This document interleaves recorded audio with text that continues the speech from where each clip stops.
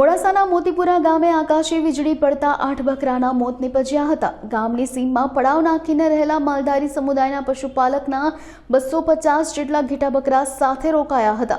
ત્યારે ભારે પવન અને ગાજવીજ સાથે વરસેલા વરસાદને કારણે વૃક્ષ પર વીજળી પડતા 8 બકરાઓના મોત નીપજ્યા હતા। બકરાઓના મોત નીપજતા પશુપાલક પર આબ ફાટ્યો હોવાની સ્થિતિ સર્જાઈ હતી।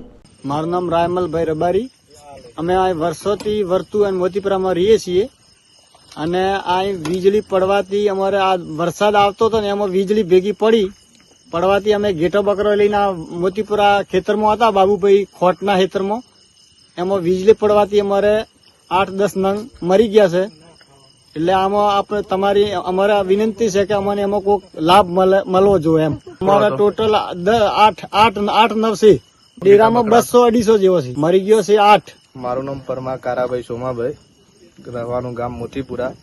અત્યારે વરસાદનો મોસમ હતો, વરસાદ આવવાથી એક બાબુભાઈના ખેતરમાં ઘેટા બકરા વાળા હતા, તો વીજળી અચાનક પડવાથી એમના 8-9 બકરા જે હતા વાડામાં એ બીજા બકરા હતા, પણ 8-9 બકરા જે મરી ગયા છે વીજળી પડવાથી।